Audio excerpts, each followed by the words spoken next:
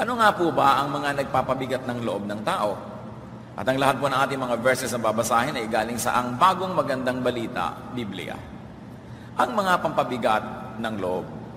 Juan 16:33. Sinabi ko ito sa inyo upang kayo magkaroon ng kapayapaan sa pakikipag-isa sa akin. Madaranas kayo ng kapighatian sa mundong ito, ngunit tibayan ninyo ang inyong loob na pagtagumpayan ko na ang sanlibutan. Ang salita po ng Panginoong Hesus ay gusto niya na magkaroon tayo ng kapayapaan sa ating pagiging Kristiyano.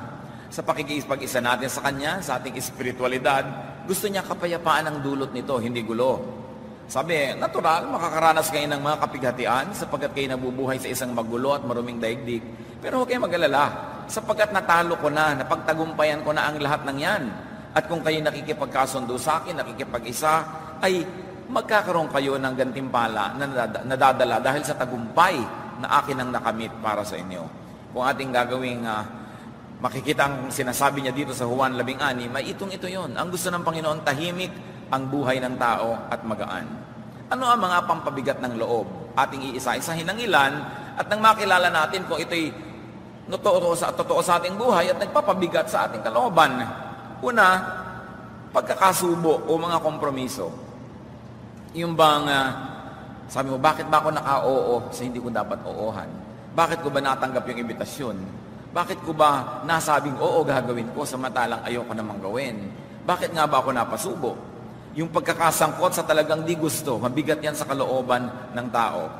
Kung minsan nasangkot tayo dahil nadala lang sa kantsaw, sa pakiusap, o sa pamimilit ng kapwa at panggigipit ng iba.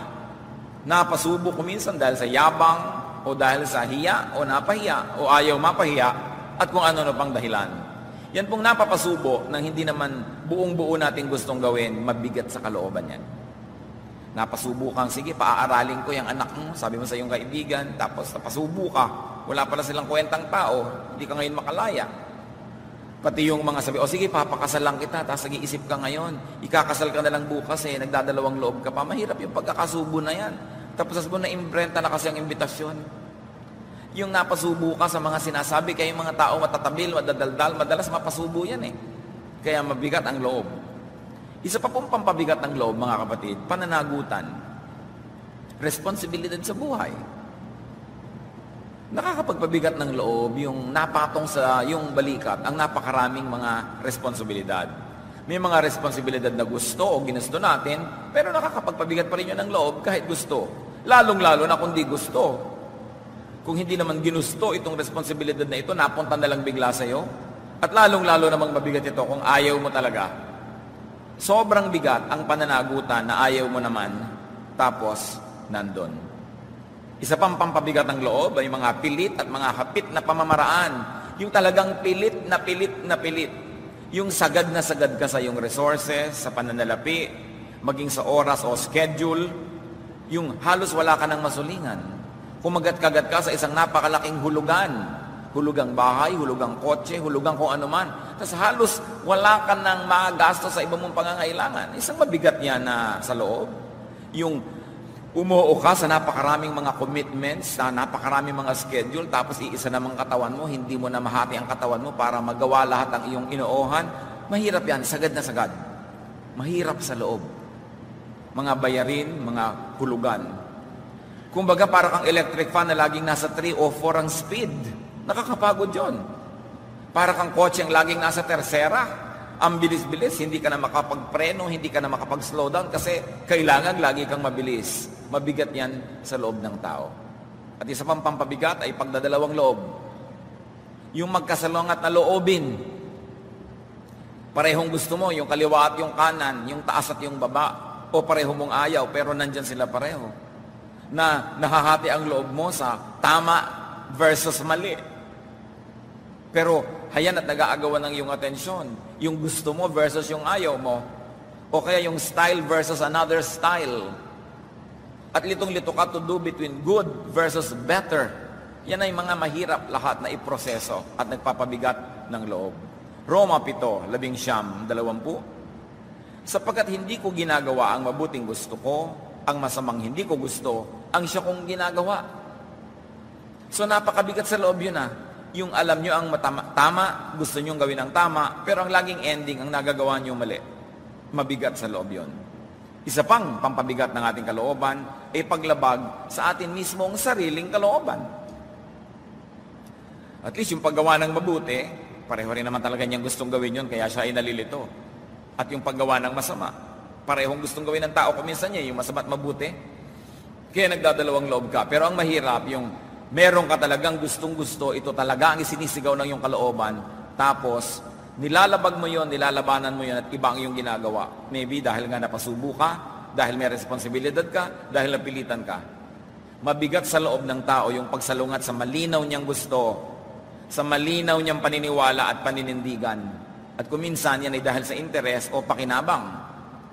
Halimbawa, mahal na mahal ng isang dalaga ang kanyang katawan, pero itinitinda niya ang kanyang laman dahil meron siyang magiging pakinabang na financial. Kaya ayaw na ayaw mo ng ginagawa mo, pero ginagawa mo pa rin. Si Pilato, ganyan-ganyan ang nangyari. Kitang-kita niya na si Jesus ay walang kasalanan at sinabi na niyang walang kasalanan ng taong ito, wala akong makitang mali. Pero hinatulan pa rin niyang mapako sa krus dahil yung interes niya nakataya, yung kanyang political career. Baka magkagulo, ma-demote siya sa pagiging gobernador, minabutin na lang niya ang ipapako si Jesus. Mateo 27, 24. Nang makita ni Pilato na wala siyang magagawa at malamang pa'y magkagulo, nagpakuha siya ng tubig at naghugas ng kamay sa harap ng mga tao. Wala akong pananagutan sa dugo ng taong yan, ito'y pananagutan ninyo, sabi niya. Sabi lang niya. Pero anong tatanggalin na kasalanan ng tubig na pinanghugas siya sa kanyang kamay? Litong-lito siya, mabigat sa kanyang loob sapagkat nilalabag niya ang sarili niyang budhi. Gaano karami sa atin mga kapatid ang nagkakaroon ng sakit ang ating isip, ang ating emosyon dahil mismong budhi na natin, nilalabag pa natin. Kung hindi mo na sinusunod ang sarili mong kalooban, ano ka pang uri ng tao? Kung talagang yun ang kalooban mo, hindi mo pa masunod-sunod. Roma 14:23, ngunit ang sino mang kumakain sa kabila ng kanyang pag-alinlangan ay nagkakasala, sapagkat hindi siya nagiging tapat sa kanyang paniniwala. Kasalanan ang paglabag sa sariling paniniwala. Pinag-uusapan dito yung mga pagkaing bawal at hindi. So naniniwala ka palang bawal, tapos kinain mo pa rin, kasalanan. O kaya hindi ka naman naniniwalang bawal, tapos ayaw mong kainin dahil sabi na iba bawal, nilalabag mo pa rin ang sarili mong paniniwala. Nahahati ka, hindi ka buo. At ang gusto ng Panginoong Diyos, tayo'y buo, buo ang loob, tayo'y isa. Yung tema ng pagiging isa, napakahalaga yan sa Biblia. God puts a lot of premium on the theme of oneness, of unity. Kaya sabi ni Jesus, I and the Father are one, you are one with me, therefore you are one with the Father. So ayaw niya nung nahahati. Pati yung pananalig na kalahati, ayaw ng Diyos. Dapat buo ang iyong pananalig. Wala ka daw mapapala kung hati ang iyong pananalig. Mabigat yung hati. Kaya kung ano man ang humahati sa inyong buhay mga kapatid, habang may nalalabi pang panahon, magpasya kayo. Hindi pwedeng hati ang buhay natin lagi. Hati ang pag-ibig, hati here nor there. Sabi nga nila, a rolling stone gathers no moss. Kailangan manahimik ka doon para magkaroon ka ng lumot na tutubo sa iyo kung gusto mong meron, kung ikaw ay bato. Ano po ang mga pampagaan ng loob sa buhay? At muli, pinag-uusapan natin ang lahat ng ito dahil ang kalooban ng Panginoong Hesus, ang kanyang mga anak ay magaan ang loob. Magaan ang pasan. Yan ang blessing na dala niya. Kung Kristo na, bigat-bigat pa rin ang loob mo, may dapat kang gawin kapatid dahil hindi ka nagkakaroon ng benepisyo doon sa gusto ng Panginoong Hesus na maranasan mo sa buhay. Para gumaan ang loob, una, alamin at tiyakin, suriin kung ano ba ang niloloob natin. Ano ba talaga ang ating pinaniniwalaan? Ano ba talaga ang ating ibig? Ano ba ang uunahin sa buhay? Ano ang pagtutuunan ng pansin? Ano ang ipamumuhay natin? What are we going to stand for? Kailangan malinaw na yon. Pag ang tao lampas sa 20, 25, 26, 27, dapat alam na niya kung ano siya, sino siya, anong gusto niya sa buhay, anong titindigan niya, anong ipaglalaban niya, at anong palalampasin na lang niya. Santiago 5:12, sapat nang sabihin ninyo oo kung oo at hindi kung hindi. Ibig sabihin malinaw. Malinaw sa iyo kung anong gusto mo tayo mo at malinaw din sa iba at nililinaw mo yun. Para yung oo mo, oo na, alam nila. Yung hindi, hindi.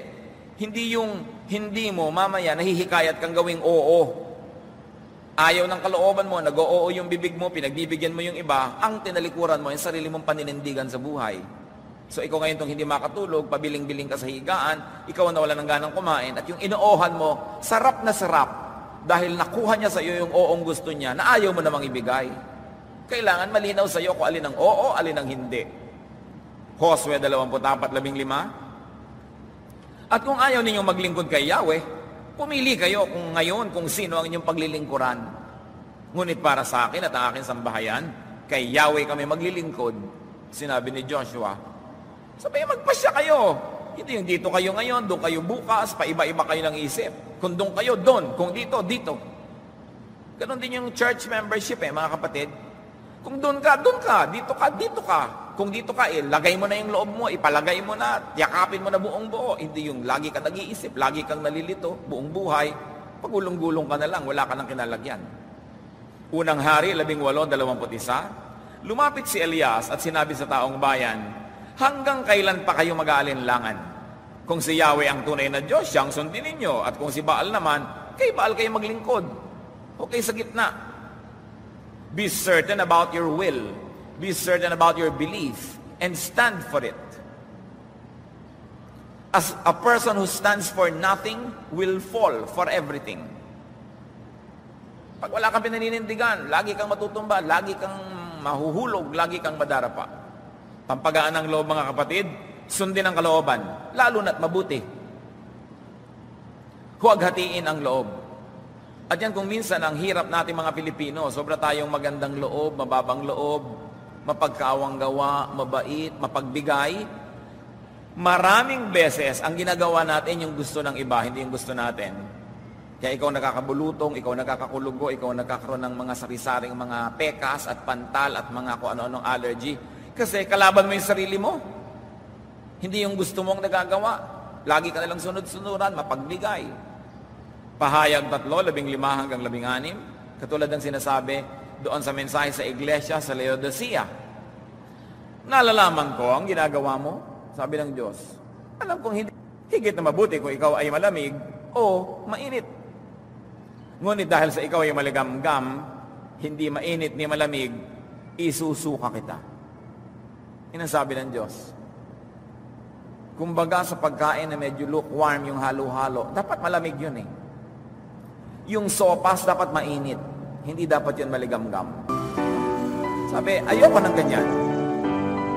Linawin mo kung makadiyos ka o hindi. Mas madali pa malinaw na kasalanan ka o malinaw na banal ka, kaya palipat-lipat ka doon sa dalawa, nakakalito yun. Alubong, alam niyang Kaya pag pinag-aralan po natin yung mga pagtuturo ng Panginoon, ang pinakamadaling tumanggap sa Kanya yung mga malilinaw na makasalanan at yung mga malilinaw na makadiyos. Ang laging nalilito yung makasalanan na yun, yung hindi, kasalanan naman mamaya banal. Yun ang nalilito na banal siya, malinaw na makasalanan. Kaya sa mga malabo. Madali pang pagdalhan sa salita ng Diyos, yung talagang masama o yung talagang mabuti. Kaya sa bunsa, dapat malinaw saan nakatayo ang tao. Sunod-sunod ang kalooban. Isa pa pong pampagaan, palayain ang sarili sa mga pananagutang ayaw. May pananagutan kayo, ayaw nyo naman, palayain yung sarili nyo. Huwag kayong umasa na papalayain kayo nung bumihag sa inyo. Binihag na kayo para kayo maging tau-tauhan, para gusto niya ang masunod. Tapos, hindi nyo naman pinapalaya ang sarili nyo, umaasa na lang sa awa nila. Paano mangyayari yan? Binihag na kayo. Bihirang mga bansa na binihag ng ibang malalakas sa bansa ang kusang pinagkalooban ng kalayaan. Ang lahat ay nag-alsa, nagyapagsik para sila makalaya. Pangalawang Timoteo 4:9. Sikapin mong makapunta dito sa lalong madaling panahon. Sabi ni Pablo, iniwan na ako ni Dimas dahil sa pagkakamaling niya sa sanlibutan. Pumunta siya sa Thessalonica. Si Crescente naman ay nagpunta sa Galacia at si Tito sa Dalmacia. Si Lucas na lang ang kasama ko rito. Hanapin mo si Marcos at kasama mo rito sa pagkakalaki at maisusunod sa aking gawain. Ano po ang ginawa ng mga kasama ni Paul? Hindi nila makasundo si Paul at hindi nawalay sila. Bakit ka magpipili na kasama si malaya ka naman. Marami namang espasyo sa mundo. So for better or for worse, Paul's companions freed themselves from him. At pag binasa nyo ang buong New Testament, napakaraming nakagalit ni Paul. No? Napakaraming hindi niya nakasundo sa style. Ang ginawa ng mga iba, umiwalay. Bakit nga naman pipilitin nyo magkasama kayo, hindi naman kayo magkasundo? No? Kaya, kailangan ng tao, alam mo kung anong ayaw mo, at kung kaya mo, the moral law of God and the legal law of the land permit you to set yourself free, then set yourself free. Iisa ang buhay mo, alam ka namang ibuhay mo yan sa lilim ng anino ng iba. Ngayon, masarap sumilong sa anino ng iba kung gusto nyong gawin yon. Gusto nyo siya, gusto nyo yung style niya, mahal nyo siya, pero ayaw nyo, ba't kayo nagsisiksik dyan? Kailangan kayong lumaya.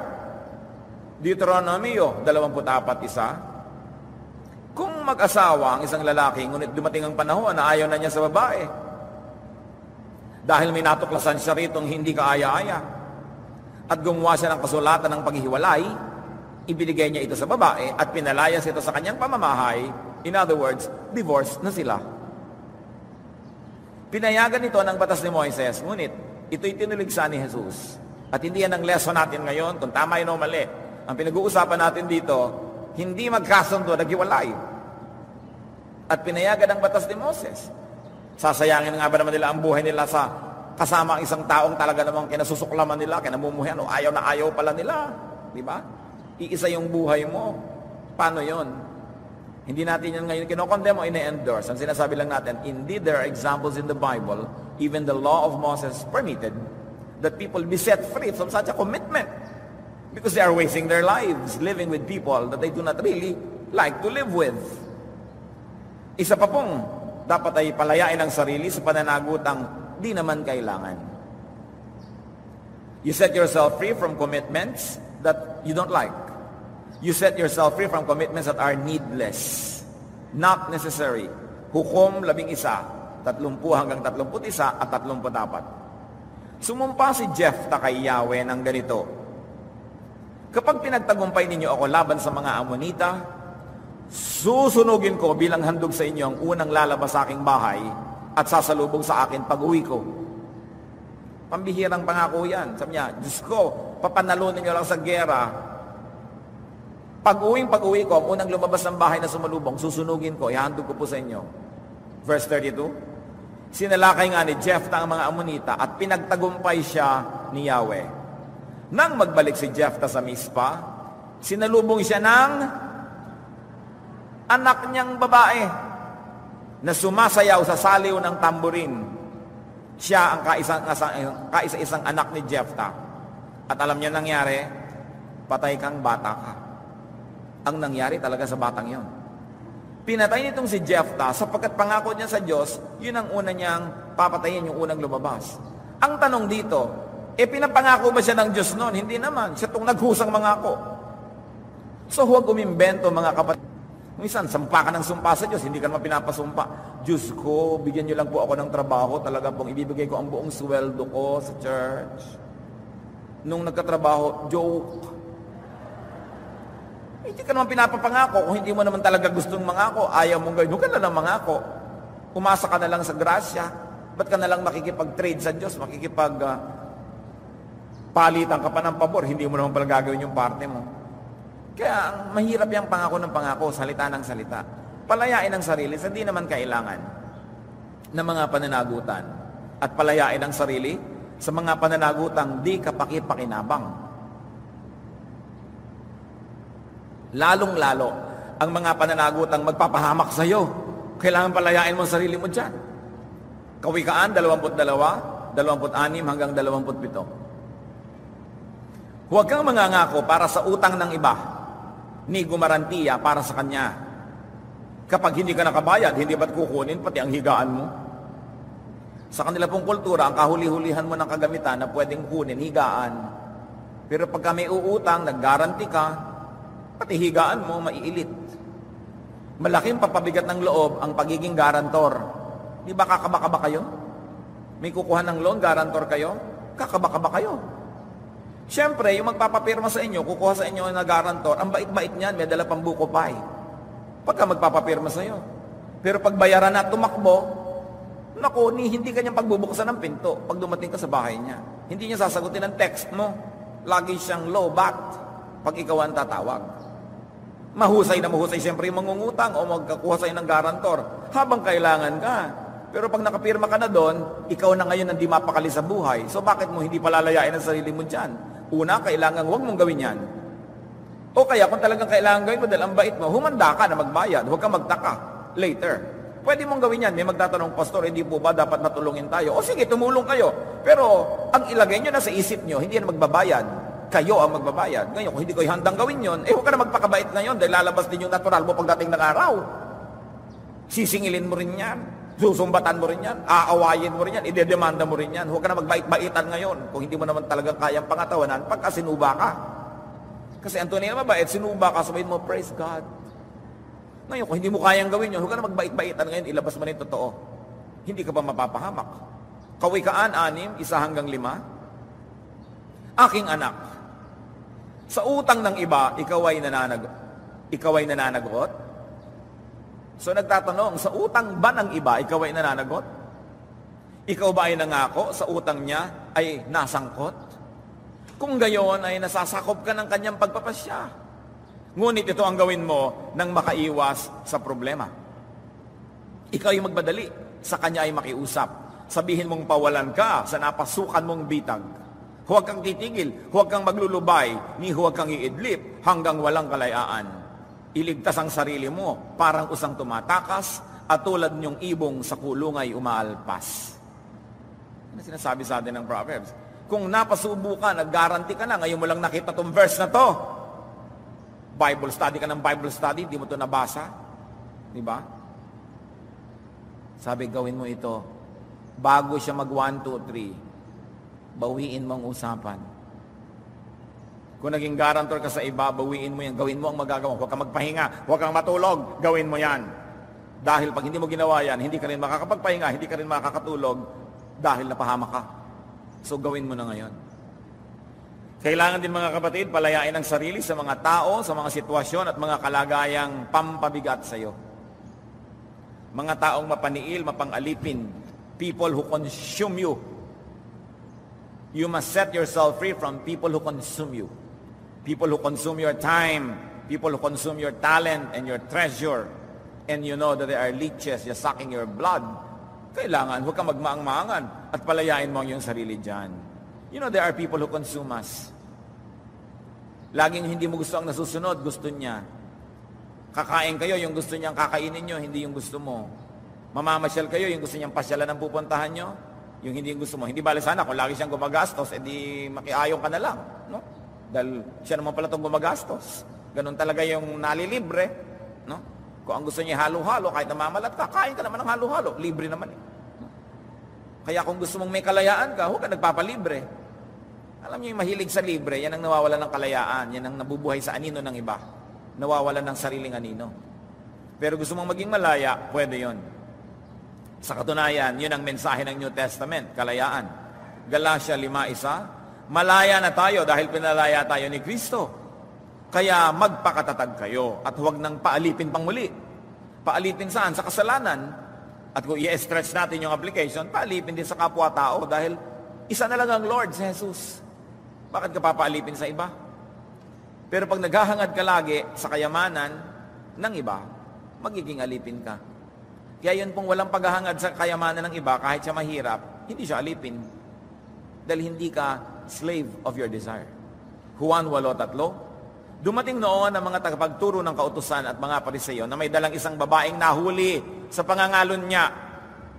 Iniharap ito sa karamihan at sa katunayan ay gustong batuhin hanggang mamatay. Bagamat hindi natin sasabing tama, mabuti yung pangangalo niya, ang point, yan ang napala ng babaeng sumali sa sekta na yon. Yan ang napala niya nang sumali sa kongregasyon o relihiyon na malapulis. Nung siya ay nagta-tithe and offering, sister. Nung siya ay nagvo-volunteer work, sister. Nung nagkasala siya, gustong batuhin. Gustong itiwalag. Yan ang napala mo, sumali ka sa ganyang sekta. Mabuti lang sila sa'yo habang ikaw ay holy-holy. Pag nadapa ka, ay tatapakan ka, papatayin ka, problema mo yan. Especially if you're in a free country, why subject yourself to such oppression? So pinipili mo rin kung sa kasumasali. Ba't ka sasali dun sa nakangiti lang sila sa'yo habang mabuti ka't malinis at pag nadapa ka nagkamali, kakarnihin ka nila. Bakit mo pipiliin ang ganung uri ng grupo? Nasa sayo yan. No? Isang dakilang pampagaan sa buhay, mga kapatid, tanggapin ang di talaga kayang baguhin. Napakarami natin pinag-usapan kanina pa. Baguhin ang dapat baguhin, palayain ang sarili, bawiin ang mga pangako habang hindi ka napapako pa, ay bawiin mo yan, palayain ang sarili. Pero may mga bagay na at least for the meantime and for the time being, you cannot change. You can only have comfort if you would accept them as a part of your reality at the present time. May mga bagay na hindi natin kayang baguhin ngayon, maaaring mabago bukas sa darating na panahon, pero hindi pa pwede. So para ka matahimik, gumaan ang loob, tanggapin. Baguhin ang pwedeng baguhin at tanggapin ang talagang hindi pwedeng baguhin sa oras na ito. May mga bagay na huwag mo nang problemahin kasi given, wala kang magagawa. Yung pinoproblema mo sobra, halimbawa, yung bone structure mo, ano magagawa mo dyan? Pinoproblema mo ang iyong height, anong magagawa mo dyan? Sobrang mong pinoproblema yung genetics mo, na kayo'y lahi na nagkakaroon ng hika, talagang ganon, anong magagawa mo? Meron kayo sa lahi nyo na ganito at ganon, lahi kayo ng mga laging nadadala sa Mandaluyong. Di magbaon ka ng makakain mo pag nadala ka doon. Yan ang realidad mo no? Unang Korinto 7:21, ikaw ba isang alipin nang tawagin ka ng Diyos? Huwag mong intindihin yun. Ngunit kung may pagkakataon ka maging isang malaya, samantalahin mo. Nakita niyo yung principle? Meron kang hindi kayang baguhin, tanggapin mo na lang. Pero habang kaya mo, di baguhin mo. Pero kung talagang di kaya, huwag kang sumuntok sa pader. Huwag kang sumuntok sa buwan. Walang mangyayari, mapapagod ka lang. Filipos 4:11, natutunan ko ng masyahan, maging anuman ang aking kalagayan. So do your best, and then enjoy the rest. Accept what cannot be changed. Pampagaan ng loob, piliin ang mas magaan sa mga magkasalupan ng kasalupan. Mga magkasalupan na kapigan. Meron may options na nilito. Hindi ka lang sa madali. Hindi mo na nilang pinili. Itong litong dalaga sa dami ng malilula. Pareho lang naman sila pumili. Yan yung pagpili mo yung pinili. Kasi kung tawawa,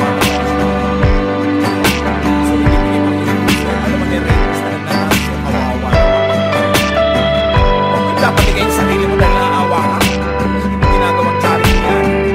Make the best choice. Binigyan tayo ng Diyos ng kulang para gamitin. Deuteronomy 30:19, saksi ko ang langit at ang lupa na ngayon inilalahad ko sa inyo ang buhay o kamatayan at ang pagpapala o sumpa.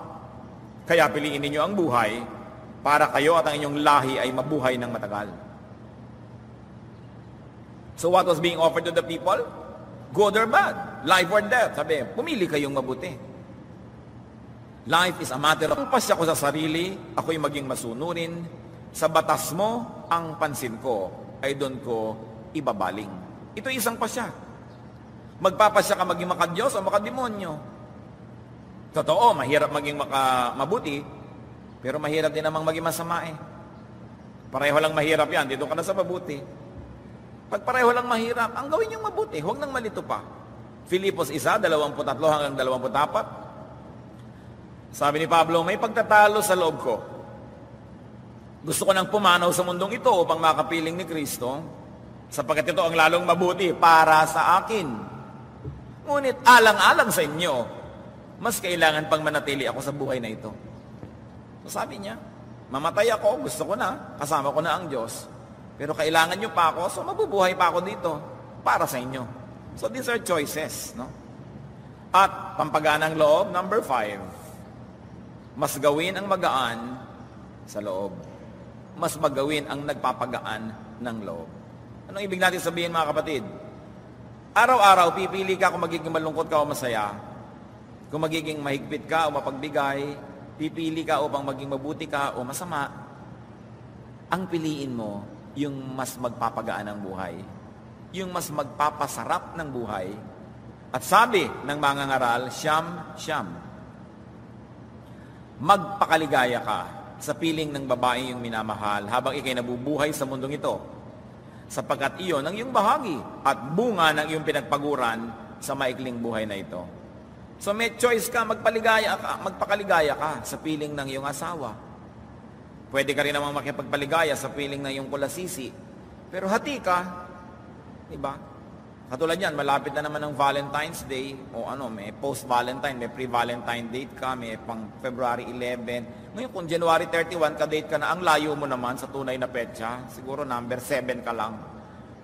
So, bakit mo ibibigay ang buong buhay mo sa isang taong kalahati lang niya ang binibigay sa iyo? Di ka balugi nun? Kung 1/4 lang niya. So, kailangan ng tao, kanya rin pinagtatagumpayan ng kanyang emosyon. Nahulog na kasi ang loob ko.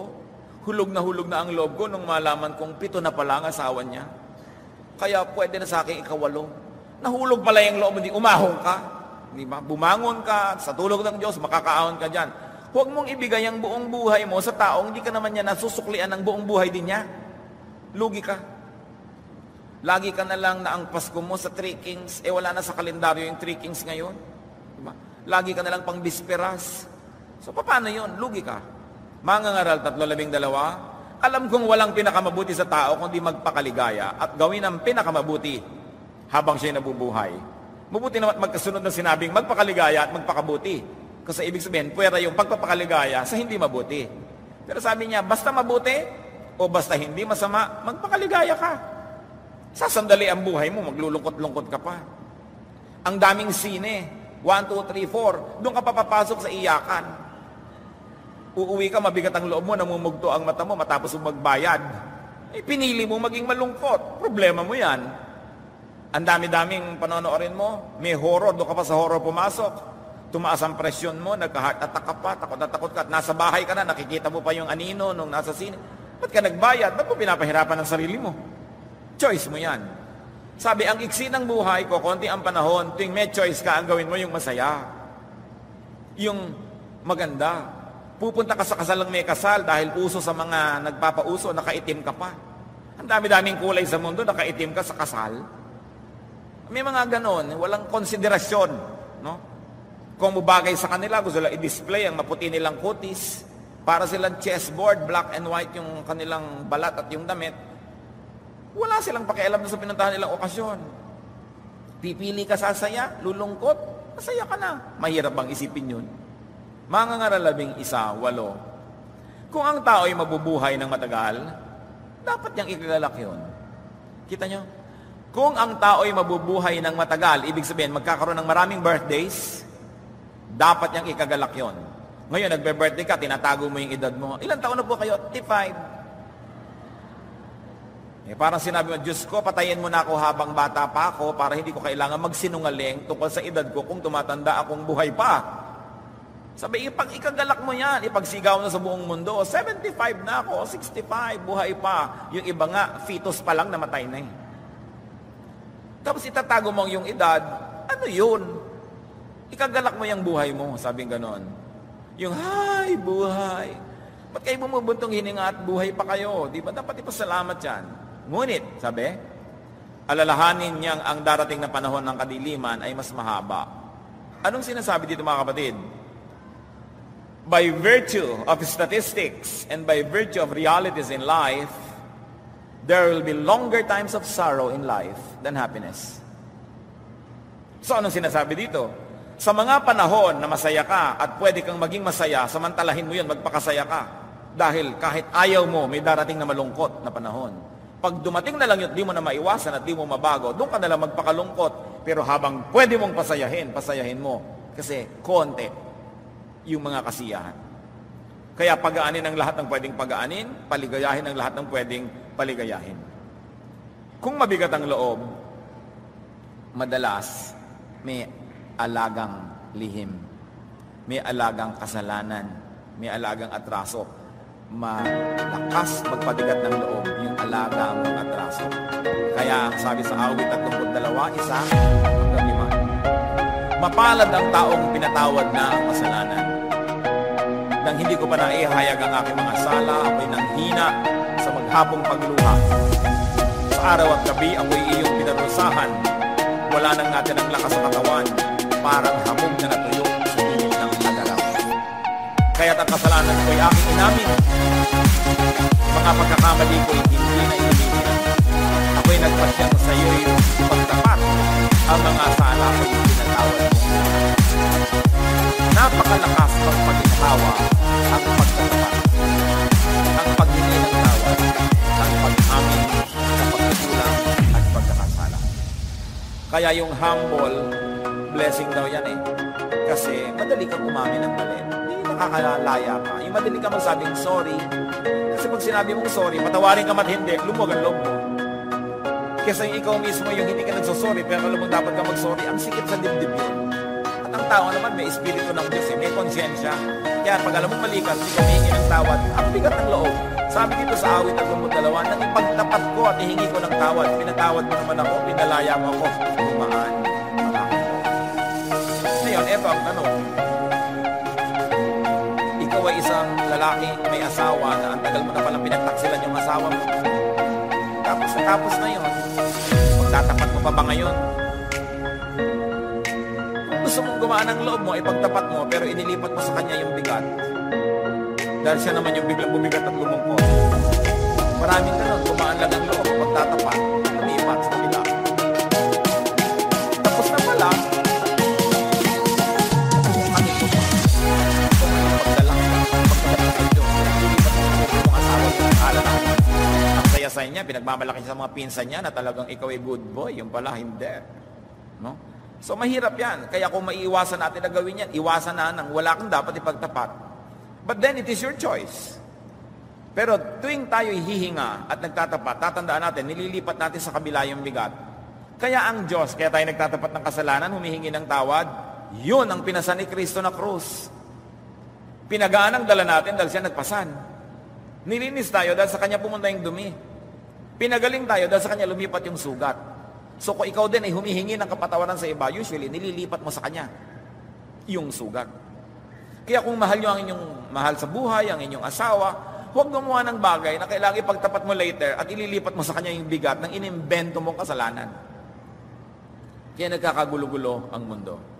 At kung mabigat ang loob, ito ang walang mintis, lumapit sa Diyos. Lagi siyang handa. Kung may handang magpatawad ang Diyos sapagkat charged to the cross of Jesus ang ating mga kasalanan. No? Awit, 78,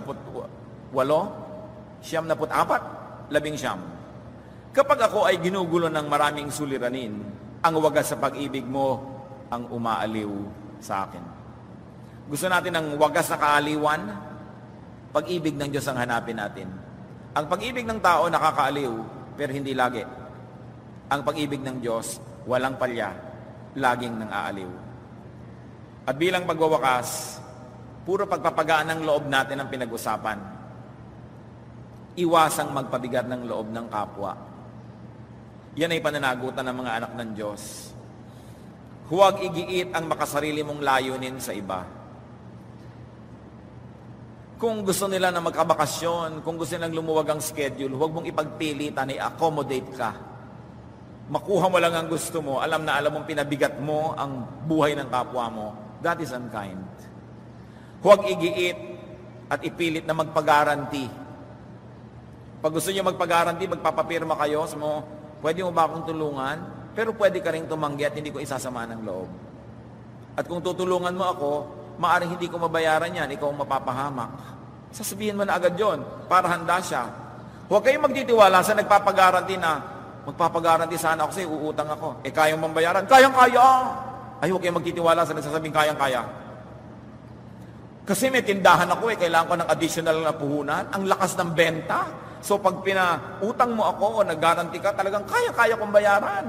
No? Siyempre, huwag kayong magtiwala sa ganon. Ang napagkakatiwalaan yung, sa ngayon naman ay kaya, pero hindi natin hawak ang buhay. So kung ipagtitiwala mo sa akin yan at magre-risk ka rin, pumirma ka rito. Ganon ang tao. Pero yung ako hindi nagtitiwala mga kapatid, yung halimbawa nag-a-apply na mag-drive, kaya mo bang i-drive itong malaki mo? Kayang-kaya po. Ay, hindi ko tinatanggap yon. Yung kayang-kaya na yan, napakarami nang nasira dyan. Siyempre, ipapangako nila ang lahat. Lalong-lalo, uutang nga sa'yo, ang laki ng negosyo ko, ang lakas. Tapos mamaya, ba't di ka nakakabayad? Humina eh. Paano ngayon kayang-kaya?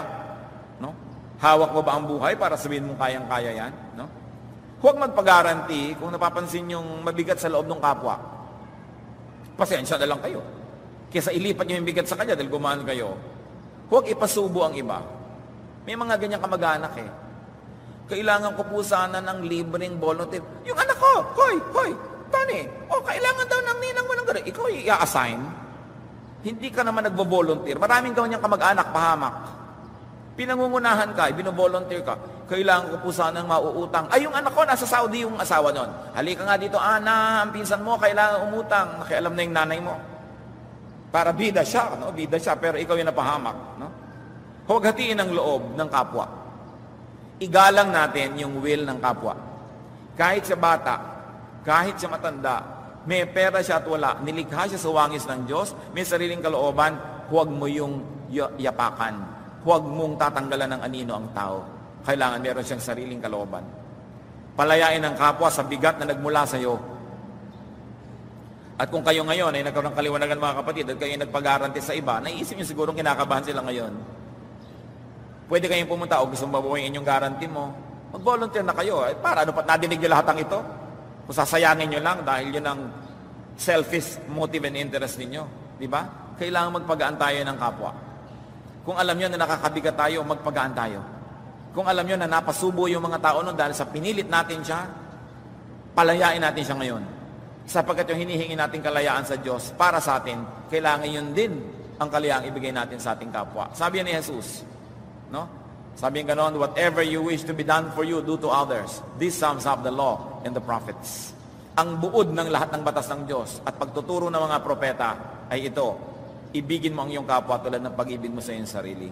At gawin mo sa Kanya ang nais mong gawin ng buong mundo sa iyo. At mga kapatid, meron pa tayong isang pwedeng gawin na pagpapagaan sa kapwa. Magpatawad tayo. Kung kayo ay napagkamalian, kayo yung naatrasuhan, kayo yung nagawa ng masama, therefore, the power to forgive is in your hands. Thank God that you are going to forgive and you're not the one asking for forgiveness. At ibigay nyo na yan. Sapagkat pag nagpatawad tayo sa iba, gumagaan din ang loob natin. Nakakalaya din tayo. Sapagkat bawat tao na hindi natin pinapatawad ay nagiging bilangguan din natin.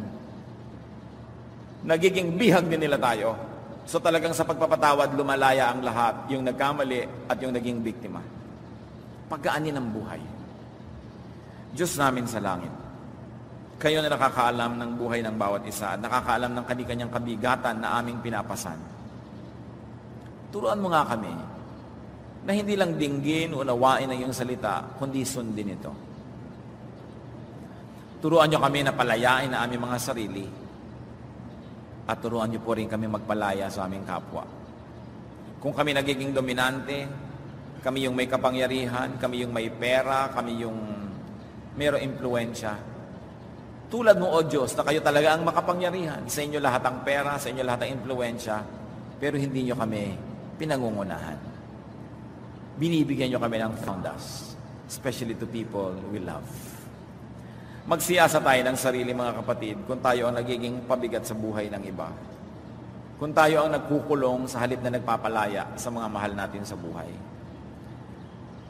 Namnamin natin yung kalayaan na gusto ng Panginoon na tamasahin natin at ng ating kapwa. At timplahin natin yan sa buhay. Hindi lang ang interes natin, kundi interes din ng iba. Diyos namin, sa pagyuko namin sa iyong harapan, sa pananahimik harapan,